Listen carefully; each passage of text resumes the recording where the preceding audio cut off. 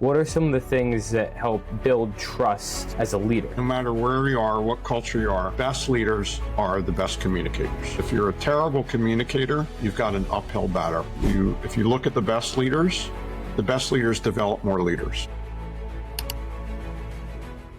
Welcome to the Grateful Podcast. I'm your host, Jack Wagoner, and today I have the pleasure of speaking with Dr. Kevin Gazzara. Dr. Gazzara is a leadership expert, educator, executive coach, and the founder of Magna Leadership Solutions. After nearly 2 decades at Intel Corporation, where he designed and led global leadership development programs, Kevin turned his passion for people and performance into a mission to help leaders around the world unlock their potential and lead with impact. He's taught at 6 universities, co-authored the acclaimed book, The Leader of Oz, and continues to guide individuals and organizations toward meaningful, value-driven leadership. What makes Dr. Gazzara so compelling isn't just his resume, it's his heart for service, his belief in the power of flow, and his unique ability to bridge decades of experience with a deep curiosity about what makes people thrive. Dr. Kevin Gazzara, welcome to the show. Thank you so much for being here. Thanks, Jack. Thanks for sharing me with your listeners and viewers. I appreciate that. Of course. One of the things that really made you stand out to me was you're doing something I would love to do in the future, which is consult and coach about how to be a better leader and how to cultivate better team environments. It's something that I've often thought about as something I want to do. And I think that's so cool to see someone steps ahead in life doing something that you've always thought you wanted to do. Yeah, I wouldn't say that was my, when I was, just finishing high school and going into college, I wouldn't say that if you asked me what my end result would look like, it wouldn't have looked anything like this. I think the difference is, I think if you pursue things that you're passionate about and pay attention along the way, where there's opportunities to do a little diversion from the road, and you take those opportunities, I think eventually it all comes, it's kind of like being in the forest. And once you start seeing the little tributaries in the road, eventually it opens up, and then the Emerald City is there, or whatever you want to call it. So it's paying attention, and it's really not only paying attention of what you love to do, right? I get an opportunity to coach lots and lots of young people, and they usually have a very, very narrow focus. Whether they're musicians or artists or dancers or business people or athletes, whatever it is, right? And the first question I ask them, and I would tell anyone listening to the podcast to do the same, is tell me the elements that you love about what you do, right? Just really, really think about that. What do you love? What do you do that continually energizes you, that you want to do more? And I think if you go in there, because I'm a musician. I'm a drummer. I've taught drums since I was 14. It's my passion. But in high school, there was a decision. I also like technical stuff, right? So I've got the nerd brain, and in high school, I had to make the decision, go to music school or do you go to engineering school? And the two are very, very different, right? So depending on, family was important to me, having kids, having a stable environment, having the ability to be home. Those type of things were important to me. And the musician life would take me away from a lot of the other things. The nice thing is, I could do engineering, technical stuff during the day, and I could continue to do music at night and the weekend. So I really got the best of both worlds. But as a drummer, people, if you ask me, it's like, well, what do you like about that? It's like, well, particularly as a jazz drummer, it's being able to be in the moment, in the flow, kind of go with the band, drive the band. To be able to kind of be the foundational piece where other people will have a dependency on you, of like, are they playing kind of in lockstep with you, and are you playing in lockstep with them? So a lot of those kind of things, translate to the business world. being on a team, being Mm-hmm. part of a team, taking the taking the leadership piece when necessary, sitting back when necessary, having that ability to be a good communicator, share new ideas, all of that, from a design perspective, in the technical world, you can do all of that. So I would say if you love doing something, figure out the things that are important to you, figure out what's going to be able to get you there. And if you have some extreme talent, right, that you're years ahead and miles ahead of anybody else, go talk to someone that has done what you want to do, so that you can really get a true insight to what it's like. So is that what you did? I know you started off with Intel, which at the time, uh, what you worked there for 26 years? Am I right? Well, I spent 28 years in the 28. corporate world, but I Yeah. spent the first 10 years at a company called D. Laval, right? And I'm sure no one's ever heard of that, right? They're in Trenton, New Jersey. They made big, heavy equipment, steam turbines, compressors, things that you would find in petrochemical plants and utilities and so forth. Everything was customized, and coming out of school, I had a degree in what's called commerce and engineering, so half engineering, half business. I got an opportunity to be a program and a project manager for them. So I had a lot of the technical stuff, but it also had the human stuff in technical marketing that I would deal. I wasn't a salesman, but I would deal with the sales force. So I spent 10 years there. But during that period of time, computers arrived. The IBM computer arrived. I got involved in doing some video production for them, to do promotion of our products. And when when video and digital merged, right, at the period of time that I was doing, it was all analog video, right? So no cameras, film cameras, wasn't any digital stuff back then. But when the digital first came on the scene back in the late 80s, and I saw the two merging, it's like, oh, here's an opportunity, to Yeah. merge my two passions. I love making. I was doing films and videos and promotions and writing scripts and so forth. And, I was one of the few people that wanted to deal with the computers, right? I really loved dealing with the computers. And then Intel had an opportunity. They had just bought the digital video technology. It's called DVI, Digital Video Interactive, from um, uh, General Electric at David Sarnoff Labs in Princeton. And they were building a team. And it just so happens it was 29 miles from my home. And Wow. I sent them a resume. And this is a crazy story. I'll share it because I'm sure people will find it amusing. Is when I saw back then in the 80s, the way you got a job, you had to open up the newspaper and there were postings for jobs. And I knew about Intel, because I was heavily involved with computers and stuff. And when I saw that there was a position that was written, like I couldn't have written a better position. They wanted somebody with a technical background, had done a startup, had an MBA, was a project manager, new computers, new video. It's like this is my job. So I remember telling my wife at the time. I opened it up. It was a Sunday evening. I still remember, and it's like, look, this is my position.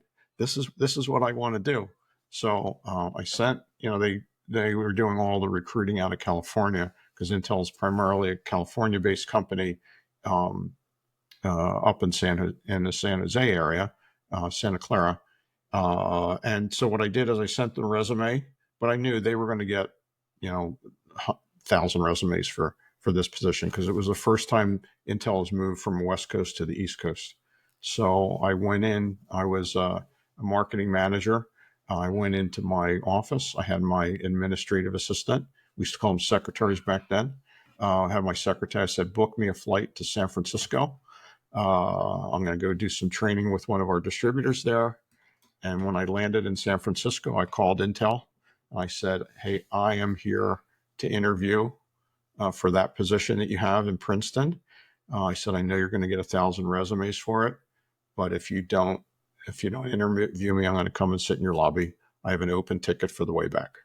Uh, and the It's recruiter amazing. thought I was a little bit nuts. But he, what I knew about Intel is they were very progressive, very innovative. Um, and fortunately, the recruiter said, "Okay, come down here tomorrow at 4 o'clock. I'll interview you." So I went down, interviewed him with him. Uh, Rick Braun. I still remember his name. That was, 40 years ago or so, and it was the worst interview of my life. It couldn't have gone worse, right? Uh, and what he said was, what he had only ever hired chip designers. He had never hired a product manager or a project manager. He had never worked with digital video. This is a new acquisition. But what he did do is he picked up the phone and he called the general manager in Princeton, who was an Intel guy that they brought in when they bought the division, and said, "Hey, there's a guy that lives there, but he flew out here." He said, "I didn't pay for him. I didn't invite him or anything. Here's his resume. Here's everything that he's done, but he's never done chip design. I mean, I did it in school, right? But I never, hadn't been spending my last 10 years doing chip design." And he said to the general manager, "Do you even want to talk to this guy?" And apparently the general manager reamed him out. It's like, "Oh my God, yes. Like he's got didn't you read the ad? He's got everything that we want here. Like I don't, he's not going to do chip design. We need him to do all this other stuff with the video and computers." So ultimately, they called me and I interviewed with the whole staff. And I think eventually they just hired me because, um, uh, it would make them more productive, because I was just bugging the crap out of them every week to figure Yeah, out, if they're going to hire me. So I spent 18 that's years at awesome. Intel, and it was a great 18 years. I got to go be on the technical side as a program manager, a product manager. I was a general manager for a small division. But what I found, listening and paying attention to the paths before, because it already had opened up, with video and computers, but paying attention to that. What I also found out was that as part of requirements when you're a manager at Intel, you have to do 40 hours of training a year to kind of give back. So I was doing a lot of the management and leadership classes as an instructor, and I found that I really, was really, was the next opening in the forest, and I recognized that was important. And when I went on sabbatical, Intel gives you a sabbatical every 7 years. They It's say take nice. 2 months off, go get refreshed, come back. That's usually got good time to come back and do something else. And I had an opportunity to manage Intel University, and ultimately I spent the last 6 years managing Intel's management leadership development for the world. And just to give you and the viewers an idea, we used to do 2,500 managers uh, a year in 10 different countries. So when I My when I goodness. retired from Intel in 2007 to start my firm, Magna Leadership Solutions, we had just finished training our 40,000th manager. So I got pretty good at doing that. Yeah, And and I and would I say had a so. passion. I had a passion for it. So Wow. It seems to me like through your entire story there, one of the biggest things I noticed is you always knew how valuable you were. You never doubted your value, and you always pushed to get what you thought you deserved. And I find that reading stories of other successful people, Steve Jobs, Bill Gates, really anyone, you find this similar quality. So my question for you is this knowing of your self worth and just complete persistence toward getting what you think you deserve, is that an innate quality or is it something that you can train in people? well, I think if you read all the psychology, there's lots of psychology and research that's been done. What they'll tell you is uh, it's about a 50-50 thing. There's nature and nurture. Like we're born with 50% preferences, and the other 50% are developed, right? Sometimes you don't recognize the 50% that you're given until you've been given the opportunity. When I think back, as a child, I grew up in Levittown, Pennsylvania, a very homogenous area, lots of kids, and the mom and dad, mom stayed home, and cooked, and we had the station wagon and 2.4 children and the dog and everything else. So that's kind of the world that I grew up on. But kind of looking back, I was always the person that put things together, put the games together, set up the play dates, figured out what to go do down in the forest area. We had a big forest that you could go in, going down and building tree forts and those kind of things. And I was always the coordinator. When I wasn't the person. There's a lot of other kids on the street that would just kind of wait and see what would happening. Like I was always out. Like, hey, I have this idea. I'm going to build this. I remember building lots of different vehicles out of wood and taking skateboards and reconfiguring them. So what I realized later on in life was one of the things I was born with was the ability to connect, to communicate. I had a passion for bringing people together to doing things as a team. So I think it's both nature and nurture. The key is to make sure you nurture the pieces that are built on your talents. So there's talents and skills. The talent is what you're kind of born with. So I would say I had this talent of making connections. Nobody ever taught me that. It's something I found out I was good at, and I liked. The difference was I liked doing it, and then I built my skill on top of that. What I find too many people, particularly younger people, is they have a tendency to focus much more on their skill than their talent. They'll say, I'm good at this, right? Yes. And I have a niece in particular. When she was deciding to go into college, and she was very much a bubbly human interaction person kind of thing, and I remember talking to her, and she was deciding on what to do, and she said, I'm really good at kind of math and numbers and so forth. And I said, is that something you love to do? She says, it's okay. I don't love to do it, but she's much more the socialite, bringing people together and so forth. So I said, why don't you do something to have, less of doing Excel sheets and more of dealing with people? And she said, I don't know. I don't. So she went out and she got her degree in accounting, right? Mm-hmm. Good news is she got a job, and she didn't love it, but she didn't extremely hate it. And then eventually, several years later, I remember her calling me and saying, hey, I'm going back to school and I'm going to get my degree in education, right? So Yeah. she realized that she needed the other piece. So I think the earlier that you pay attention to that, the better off you are of kind of having longer term success.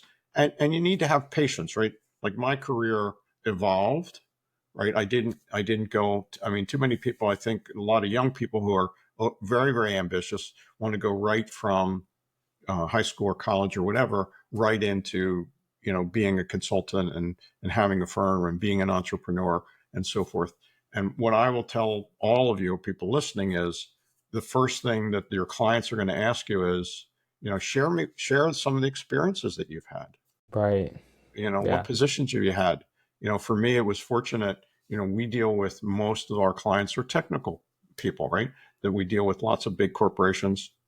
One of the reasons that they hire us, whether they hire me as an executive coach or they hire me to bring in what we call our Leading Forward Academy, our leadership training for them, is the first thing is they want to know is tell me a little bit about why I should listen to you, right? And I can tell them, first of all, I tell the executives, I can speak nerd, right? That's right. I can, when you have a group of, remember having an audience of 100 project managers, right? And they were debating or analyzing what companies to bring in. It's like I've been there, right? I managed the relationship between Intel and Microsoft for a couple of years, and Apple, right? So I've done the programming, I've managed software teams and so forth. That's not what we're going to talk about in leadership. But when you tell me here's a challenge I'm having with my design team, I can truly say, yeah, I know how you feel. This is challenging. Here's some tools that you can use. Here's what I've done. Here's what's been successful. And that degree of trust that you can build from that, as opposed to, I work with a lot of other consultants, right? And they're really smart and they've got lots of degrees and so forth. But, when they can't, they know how to speak. They're incredible presenters. They know how to do the PowerPoints. But when they're asked about, like, so what would you do in this situation where Bill Gates says this to you, and you have no idea, how would you handle something like that? It's like, Yeah. I have no idea. I've never talked to those people. Yeah, I hope you're enjoying this episode of the Grateful Podcast. I'm interrupting to let you know that it would mean the world to me if you could share this episode with someone that you think would enjoy it, or leave a review down below so I can learn what I can do better and what I'm doing well with this podcast. It's a passion project, and I really want it to turn into something that helps people everywhere. Thank you so much for listening. I hope you enjoy the rest of the episode. You talk about like that idea of experience being one of the things that builds trust in customers, right? You can't go directly to having your own firm, or you can, but it's more difficult because you don't have experience to back it up. As a leader, pivoting a little bit, what are some of the things that help build trust as a leader? Well, we did, probably about a dozen years ago, we did a massive survey with leaders in 47 different countries. One of the things that we found from the technical survey was we wanted to know not only, what the leaders saw as the most important, but the people that were reporting to the leaders. And the interesting thing came when we looked at all the countries. There was one common factor: no matter where you are, what culture you are, the number one thing that they said, to build trust and so forth, is the best leaders are the best communicators, right? That's really what is a foundational piece. If you're a terrible communicator, you've got an uphill battle.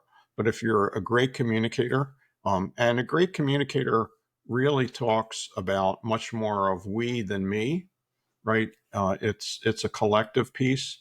The best, if you look at the best leaders develop more leaders. It's not about developing; they're going to develop themselves, but it's not about them getting better or the organization's dependency on them. It's about building that, and I'll give you an example. So that's always been a foundation for me.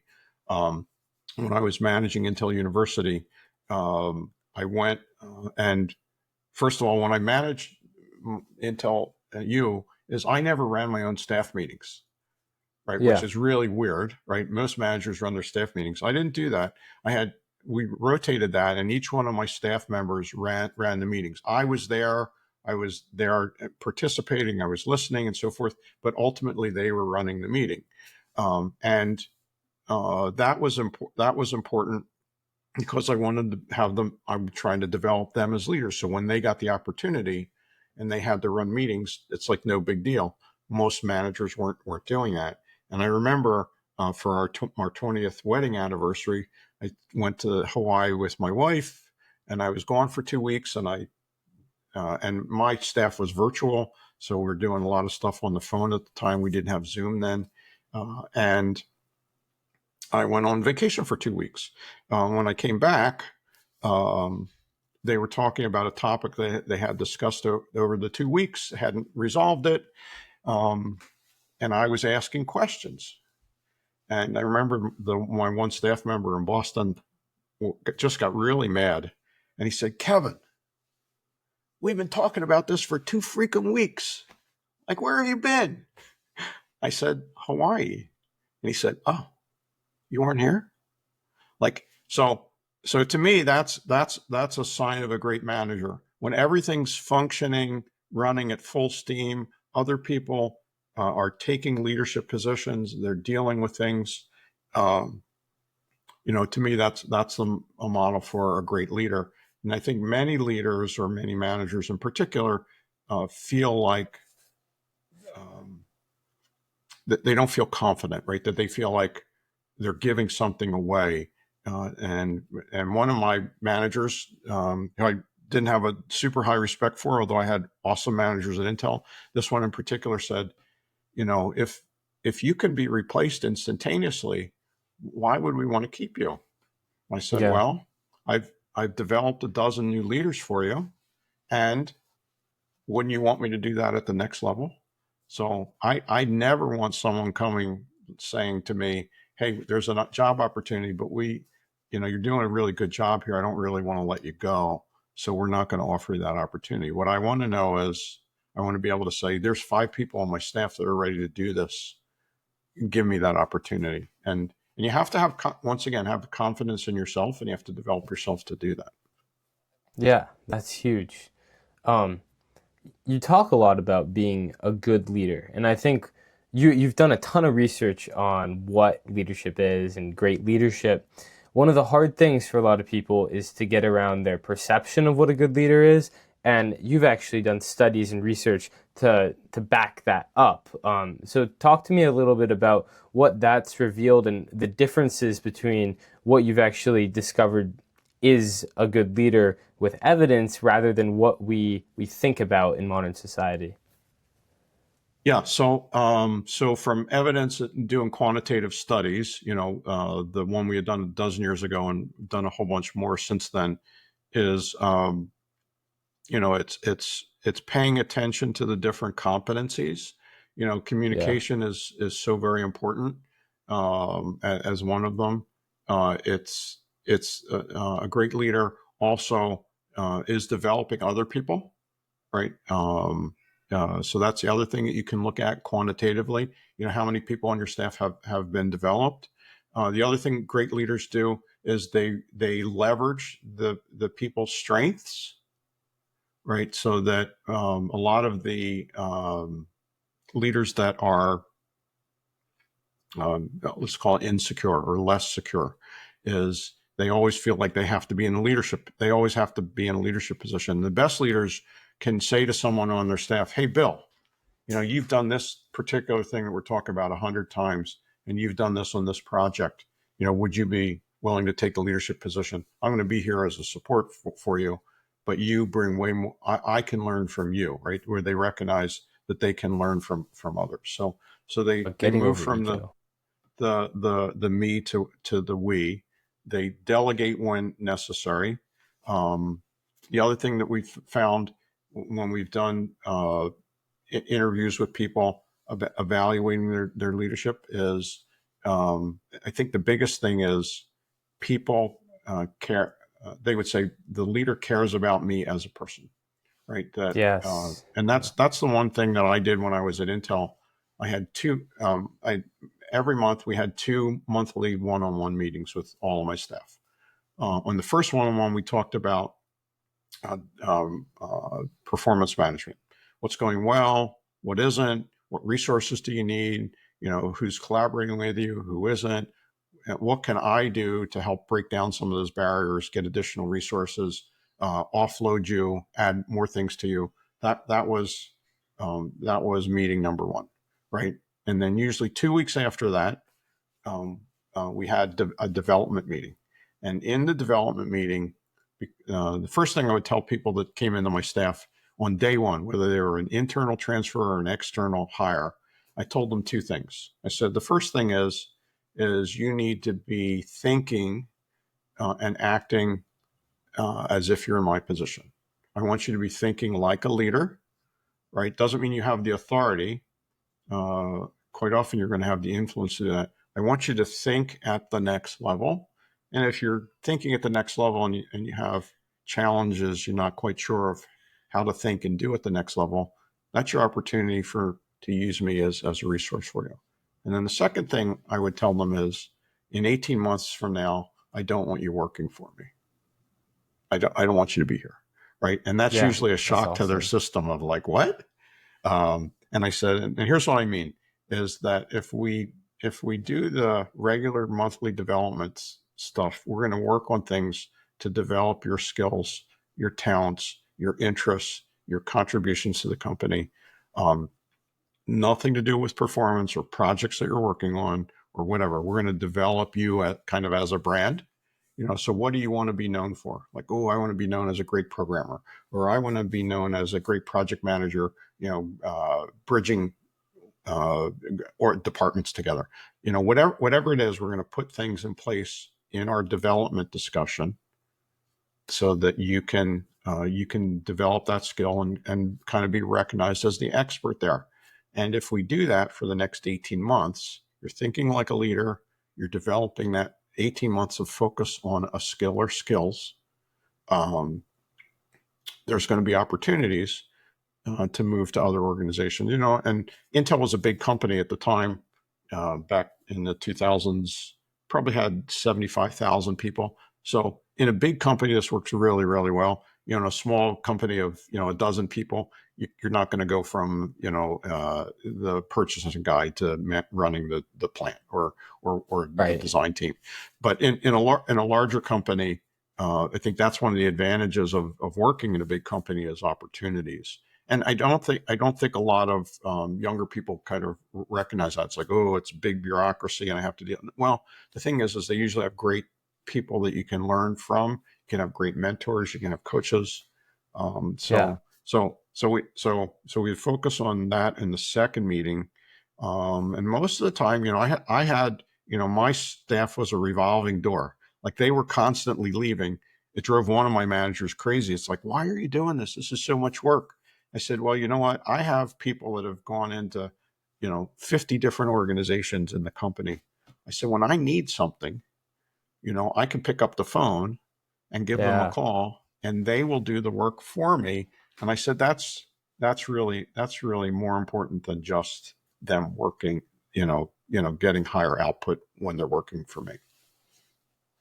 I love what you said about great leaders also care about the personal lives of the people that work for them and how they're doing as a person.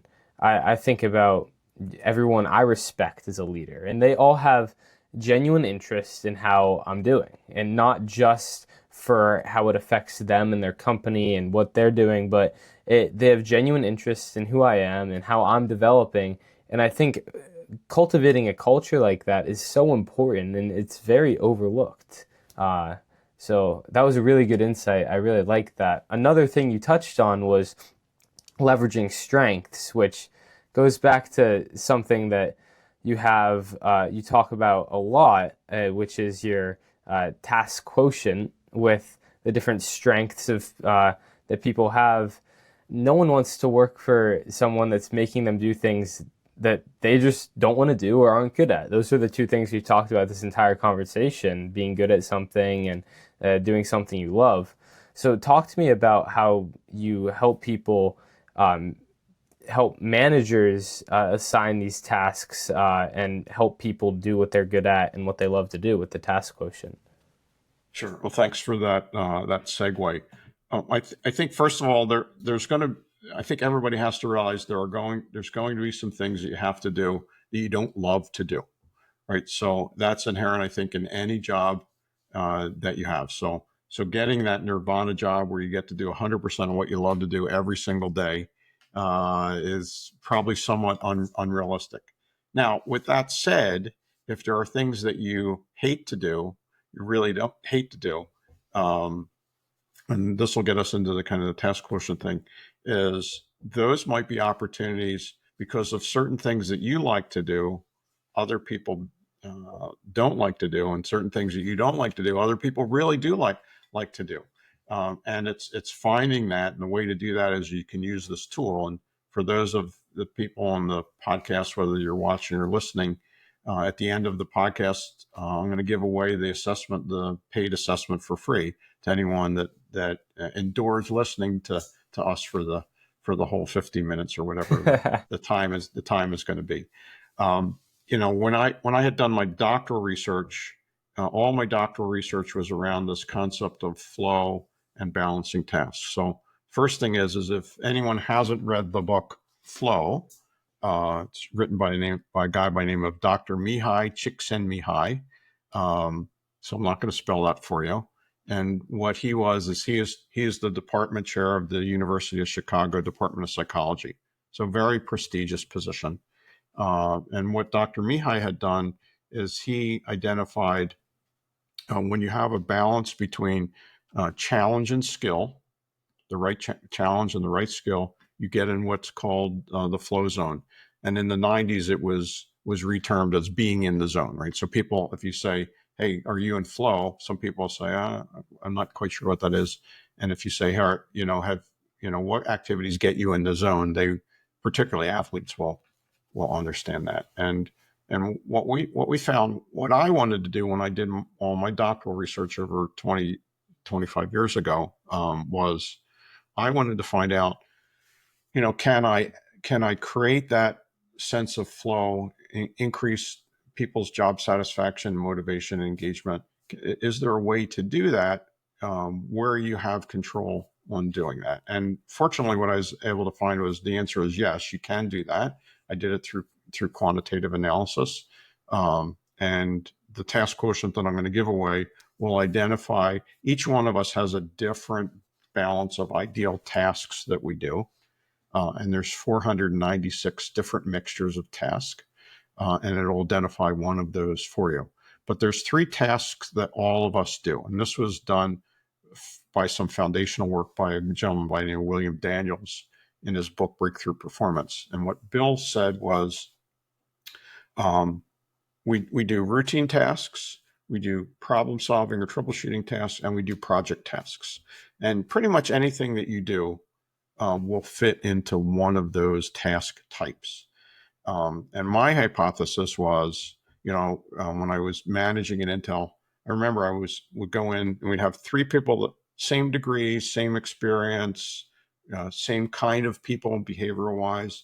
And I'd go in and I'd say, what are you working on, Lisa? And she'd say, I really love task A and B, but boy, this task C I hate. Okay. I walk in the next cube and, Nathan would say, oh, I love B and C, but I hate A. Okay. Next one would say, I love A and C, but I hate B. And I'm thinking, same kind of people doing the same tasks, same backgrounds, all about the same. Like, there's something going on here. There's something different. So I wanted to find out what that was. And what I found was that each of one of them had a different degree of preference. There were some that were awesome troubleshooters, like, they like just give me problems all the day. And at the end of the day, I'm exhausted, but I want to come back and do more.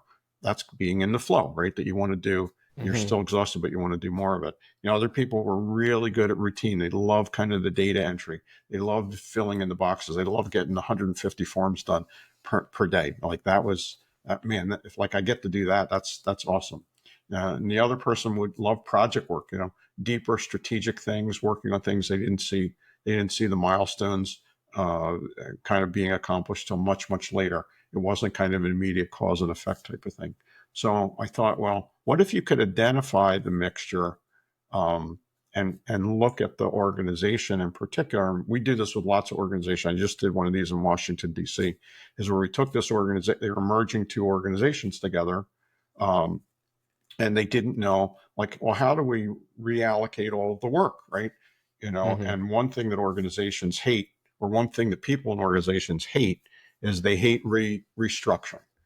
Like once again, hey, we're getting ready to do a reorganization. Oh God, is my job going to go away, and I'm going to have to do work that I don't like to do, right? And it creates a lot of anxiety within the group. And what this does is we get everybody to plot all their work on the flow diagram with the task quotient. And what it does is it instantly identifies the things that are motivating and demotivating.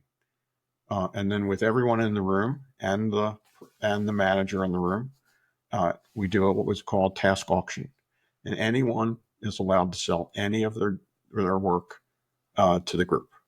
I And love they'll that. say, I've got 2 hours of this project work dealing with this company that I don't want to do anymore, just because I got too much. I want to have, and I'm looking for more troubleshooting. And we put everything on a big Excel sheet. So it's only selling that happens. There's no buying. It's not a barter system. And then once we have everything and everybody can see, then we open it up to the room and say, okay, Joe's got 2 hours of project work, for this client that they're looking to sell. Who'd like to work with Joe to get that transferred over to them? And then we get people to bid on it, right? Some people bid on it. There are sometimes no people bid on it, right? And then usually you're going to get some kind of column of things that nobody wants to work on. And almost all the time, it's all tactical administrative kind of things. And typically with that, you can move that off to a temp or lower paid employee. But let me talk a little bit, Jack, about the three. I've been talking about the test sites. Let me do a little more description for people listening. So, I would love that. Yeah. so a routine task, an example of a routine task is like doing email, right? Responding to texts or whatever. That's routine. It's highly predictable, right? And the tasks are designed with predictability and urgency, right? So highly predictable, not particularly urgent, and then there's troubleshooting tasks that are unpredictable. Routine tasks are highly predictable and have a sense of urgency that you have to get them done, particularly if you're working in manufacturing. Like you can't just say, "Well, I'll come back and I'll load the machine in an hour from now," right? So it's highly predictable, and there's a sense of urgency. Troubleshooting is highly urgent, but not predictable. Like when the machine breaks down, right? You have to be able to do it because it's stopping everything else in the line. A customer calls you as I can't get my computer, I can't get the software running, right? And then the third type is project work. It's highly predictable, but a low sense of urgency. You don't have to do it right in the moment. It's like when you're completing your taxes or completing a paper for college or whatever, that you know that you've got a longer time to do that, and you can break it down into little steps. And from and I looked at your task quotient report, right? And your task quotient report is very similar to mine. That talking about it in generalities is you like a little more project work, right? Yeah. That's just where the feedback that you're getting is less frequent than routine or troubleshooting, but it's more intense. When the paper is done, that feels incredible. That you It like, does. Yeah.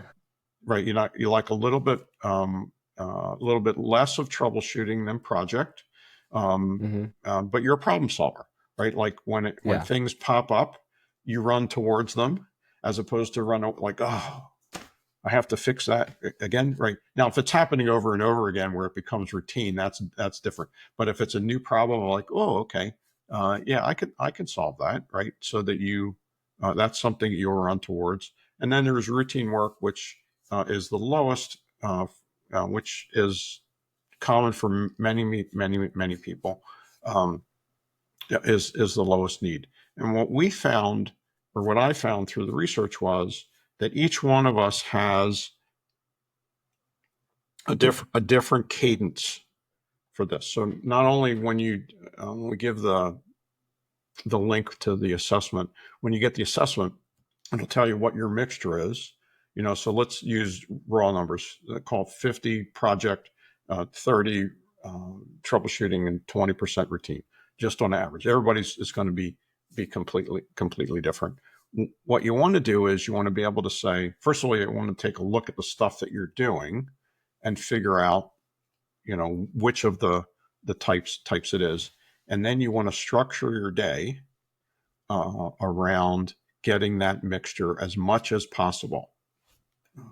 So if you can do that, at the end of the day, you're going to feel incredibly fulfilled. What we know is you'll feel empowered, you'll feel engaged, you'll feel highly motivated, right? And there's a good chance that you're going to get into this flow state. And it's very different than what most people do. Is they say, particularly college students. I remember doing this as like Friday, I'm locking myself in the dorm room. I'm going to sit down and I'm going to do that project or write that paper.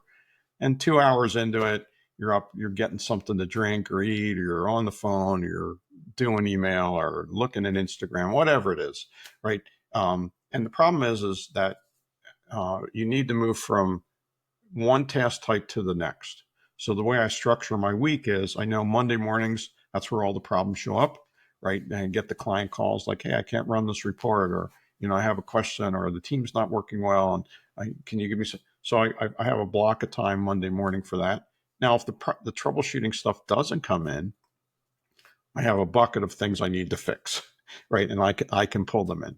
And then the other thing is you want to pay attention to your cadence. All right. And what I mean by the cadence is all of us have a different tolerance. You need to kind of track this. So when your brain starts thinking outside of what you're doing, right? Like, so for me, I could do about 2 hours of project work and then I want to go do something else. I can do probably about 30 to 45 minutes of routine work. I could do about an hour and 15 of troubleshooting. So there'll be many times where I'm solving a problem that goes way beyond an hour or 2 hours. And if I'm in the zone and I'm focused there, fantastic. You just let it run. But typically, once your brain, as you're working on the problem, once your brain starts thinking of other stuff, oh, I should be calling this person, or boy, I really like to get a drink, or whatever. That's an indication that you need to take a quick break, but also you need to do a different task type. And once you kind of figure out that map and you structure your day, at the end of the day is just amazing. It's just like you're going to be exhausted and you're going to come back and do more of it. I love that, because so many of us seem to think that we have to lock in on one thing and that task switching is actually bad. But I love the way you've reframed that as no, go with it. It's your body, it's your mind and your body telling you that you should switch your attention to something you'll be more productive on. Yeah, and I want to be clear. Most of the time when people talk about, switching tasks is very, very inefficient, what they mean is a switching task in very short periods of time, where you're doing 2 minutes of this and 1 minute of that, and then back for 2 minutes. That's the thing is. But once your mind has exhausted its routine troubleshooting or project mental energy, that's the time. It's not tasks. I guess it technically is task switching, but we use the term of task switching as, of jumping, right? And we're not talking about jumping here. We're multitasking, kind of. Yeah, that's that's a good way to think about it. We're not talking about multitasking. We're talking about purposeful switching. Yeah. Well, Dr. Gazzara, thank you so much for coming on the podcast today. I really enjoyed this. So should we give away the assessment? I would love to. Yeah. All right. So, and maybe this will be in the show notes, and if it's not, and you've it will be. Long, don't worry. is if you go to Magna Leader, so our organization, that we started 17 years ago to do, coaching and leadership development is Magna Leadership. If you go to magnaleader.co, not com, magnaleader.co, and a / and you have to make sure you type this all in caps, a gift, GIFT. You'll be able to get your task quotient report instantaneously. Probably took you 5 minutes, 7 minutes to answer the questions. That, right, and you really get it fast. I'm super glad I did it. Yeah. And then if anyone wants to connect with me, Jack, they can send me an email, kevin@magnaleadership.com. Any age person, right? If you want to talk about careers or going into college or coming out of college or finding a job, the one thing I promise all the listeners is you'll get 0% sales pitch. You're not going to get any. I'm not going to try to sell you on anything. If I can be of help to you, that's my reward. And if you want to have an extended engagement with me, guys, because I do a lot of coaching and mentoring, be glad to talk to you about that. But there'll be zero pressure for that. And if I can share my wisdom and help accelerate your career growth, there's the offer. That's amazing. And I know that you definitely helped some people out there today with this. So thank you so much. My pleasure. All right. Well, have a great day. Thank you for listening to the Grateful Podcast. If you enjoyed this episode, it would mean the world to me if you could either share this episode with friends and family who you think would enjoy it, or leave a review down below on what I can do to make this better for you and for other listeners. All that would just help me be able to spread my message of gratitude and living a purposeful life. I hope you have a great day. See you soon.